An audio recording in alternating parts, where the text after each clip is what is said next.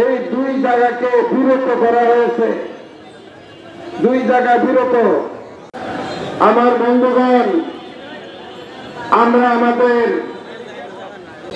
পানীয় যা জিব্বার সাথে জড়িত,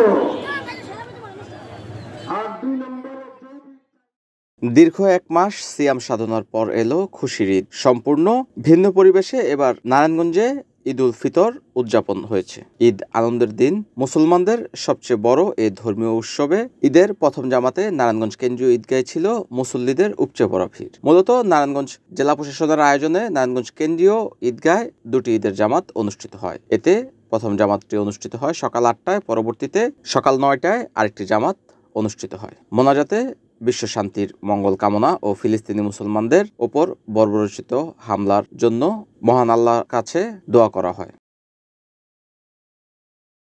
NNTV, নারায়ণগঞ্জ।